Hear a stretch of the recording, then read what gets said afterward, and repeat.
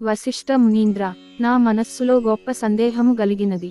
ఆ సందేహమును తెలిపెదను, దానిని నశింపజేయుము.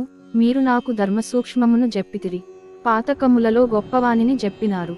వర్ణ సంకరకారకములైన మహాపాపములు చేసిన దుర్జనులు వేదత్రయోక్తములైన ప్రాయశ్చిత్తములను జేసికొని పరిశుద్ధులగుదురని ధర్మశాస్త్రములందు చెప్పబడియుండగా మీరు ధర్మలేశము చేతనే పరిశుద్ధులై విష్ణులోకమును పొందుదురని చెప్పినారే, అది ఎట్లు సంభవమగును? ఓ మునీశ్వర, అనంత పాతకములు చేసి ఈ పాపములు గొప్పవనియు వీటికి ప్రాయశ్చిత్తములు చేయించుకొనవలననియు తెలిసియు అట్లు చేయక దైవవశము చేత సంభవించి కార్తీక దీపదానాది పుణ్యముల వలన వైకుంఠమునకు బోవుట ఎట్లు సంభవించును? వజ్రపర్వతమును గోటికొన చివరి భాగము చేత చూర్ణము చేయుటకు శక్యమగున? తాను లోపల నుండి గృహమునకు అగ్నిని ముట్టించి మండుచుండగా తెలియనివానివలె ఉండి పుడిసెడు నీళ్లు అనగా చేతికి వచ్చినన్ని జలము జస్వయముగా పడికొట్టుకొని పోవుచు గడ్డిపరకను ఆధారముగా చేసుకునిన దరికి చేరున? స్వయముగా గొప్ప పర్వతమునెక్కి అక్కడ నుండి క్రిందకి పడుతూ మధ్యనున్న చిన్న తీగను పట్టుకున్న ఎడల పడకుండున? ఇట్టి దృష్టాంతములను బట్టి చూడగా అధికములైన పాపములను చేసి స్వల్ప పుణ్యము చేత వాటిని నశింపచేయుట ఎట్లు శక్యమగును? నాకీ సంశయమును నశింపజేయుము. నాకే ఆదు వినువారికందరికిని ఇది ఆశ్చర్యకరమే. కార్తీక మాఘ వైశాఖ మాసములందు చేసిన స్వల్ప పుణ్యమే అధిక పాతకములను నశింపజేయునని మీరు చెప్పారు. అది ఎట్లు సిద్ధించును? సూతుడిట్లు పలికెను. ఈ ప్రకారముగా రాజు మాటలను విని వశిష్ఠమునీంద్రుడు చిరునవ్వు నవ్వి కొద్ది పుణ్యము చేత పెద్ద పాపములెట్లు నశించునో అని ఆశ్చర్యముతో ఉన్న రాజుతో ఇట్లనెను. ఓ రాజా, వినుము. మంచి విమర్శ చేసితివి. నేను కూడా విచారించితిని. వేదశాస్త్ర పురాణములను విచారించగా ధర్మములలో సూక్ష్మములున్నట్లు తెలిసినది. అట్టి సూక్ష్మ ధర్మములు ఎంత పనినైనా చేయసమర్థములు. ఒకానొకప్పుడు గొప్ప పుణ్యము కూడా స్వల్పమైపోవును. ఒకప్పుడు స్వల్ప పుణ్యమే అధిక ఫలప్రదమగును. కనుక ఈ విషయమందు సందేహము పొందకుము. చెప్పెదను సావధానము వినుము. ధర్మములు గుణత్రయముతో గూడుకొని స్వల్పాధికములగును. గుణములు సత్వము, రజస్సు, తమస్సు అనునవి మూడు. ఈ మూడు గుణములను ప్రకృతి వలన గలిగినవి. ప్రకృతి ఎనగా మాయ. అందులో సత్వగుణము వలన చేయబడిన ధర్మమును సూక్ష్మమందురు. ప్రాయశ్చిత్తములన్నీయు తమస్సు వలన కర్మకాండయంతయు రజోగుణము వలన కలిగినవి. తిరిగి జన్మ ఇచ్చునని తమోగుణము వలన చేసిన ధర్మము తామసమనబడును. ఇది నిష్ఫలము. ఇందులో సత్వగుణముతో చేయబడిన ధర్మమును సూక్ష్మమని నీకు జెప్పితిని. అది కొంచెమైనను కాలయోగము వలన వృద్ధి నొందును. దేశమనగా పుణ్యక్షేత్రము, కాలమనగా పుణ్యకాలము, పాత్రమనగా యోగ్యుడైన బ్రాహ్మణుడు. ఈ మూడు విధముల యోగ్యతను విచారించక విధిరహితముగాను మంత్రరహితముగాను చేయి దానాధికము తామసమనబడును. ఇది ఎంత గొప్పదైనను సర్వపాపనాశన సామర్థ్యము గలదిగాదు. ఓ జనక మహారాజా, దేశకాల పాత్రములను విచారించి కచేసిన ధర్మము అక్షయమై మోక్షహేతువగును. ధర్మము అధికమో స్వల్పమో కాలమును బట్టి విచారించి నిశ్చయించవలెను. కర్మ పద్ధతి జ్ఞేయము అనగా కర్మ సరణి ఇట్టిదని నిశ్చయించుటకు వీలులేదని భావము. అట్లు దేశకాల విచారణ చేసిన ధర్మము వలన సుఖమును పొందుదురు. కాబట్టి జ్ఞానము చేతగాని అజ్ఞానము చేతగాని దేశకాలపాత్ర విచారణతో చేసిన ధర్మము అక్షయ ఫలము ఇచ్చును. ఇందుకు సందేహము లేదు. పర్వతము ఎత్తుల కట్టెలను పేర్చి అందులో గురవింద గింజంత అగ్నిని ఉంచిన ఎడల ఆ కట్టెలన్నీయు బూడిదయగును. గృహములోని చీకటిని చిన్న దీపమును వెలిగించిన నశించును.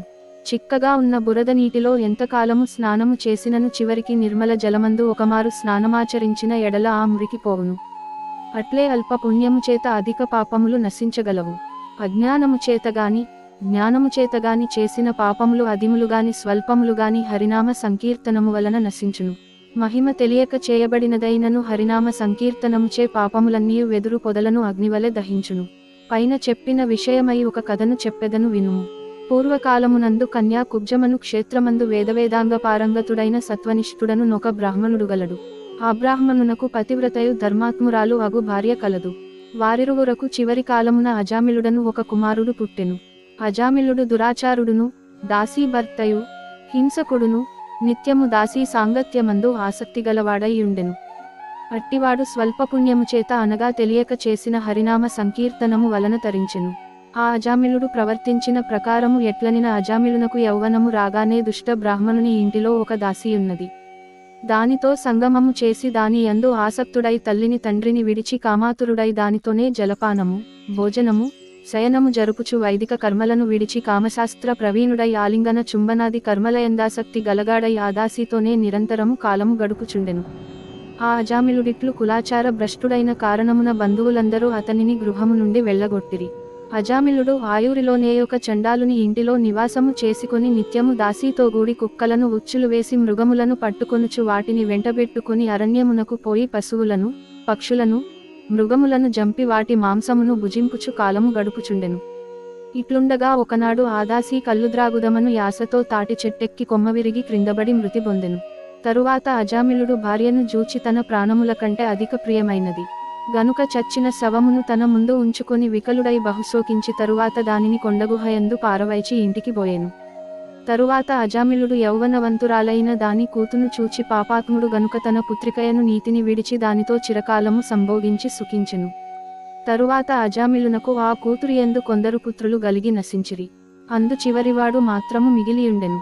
వానికి నారాయణ అను నామకరణము చేసి అజామిలుడు నడుచునప్పుడును కూర్చుండునప్పుడును జలపాన కాలమందును భోజనము చేయునప్పుడును తిరుగుచున్నప్పుడును పుత్రపాసము చేత బద్ధుడై నిరంతరము ఆనామమునే పలుకుచుండెను.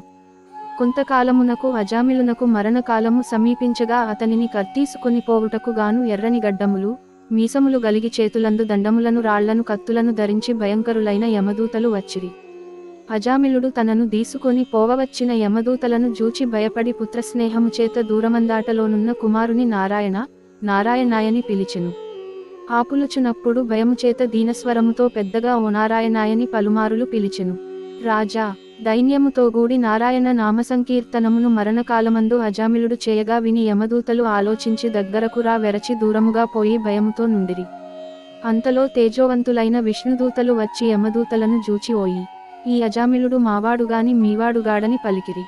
రాజా ఆ విష్ణుదూతలు పద్మముల వలె విశాలములైన నేత్రములు గలవారును పచ్చని పట్టుబట్టలను ధరించిన వారును పద్మమాలాలంకృతులును కిరీటవంతులును కుండలదారులును మంచి మాలికలు వస్త్రములు ఆభరణములు గలవారును 4 చేతులు గలవారును సుందరదేహులును శంఖచక్రములను ధరించిన వారును తమ కాంతి చేత దేశమంతయు ప్రకాశింపజేయువారును అయ్యుండిరి. ఇట్టి విష్ణుదూతలను జూచి యమదూతలు ఇట్లనిరి. మీరు ఎవ్వరు? కిన్నరులా సిద్ధులా చారణులా దేవతలా అని అడుగగా యమదూతలను ధిక్కరించి విష్ణుదూతలు అజామిలుని తమ పుష్పక విమానము ఎక్కించుకొని తమ లోకమునకు తీసుకొని పోవుకోర్కెగలవారై ఇట్లు పలికిరి. ఇతి స్కాందపురాణే కార్తీక మహాత్మ్యే అష్టమోధ్యాయ సమాప్తః.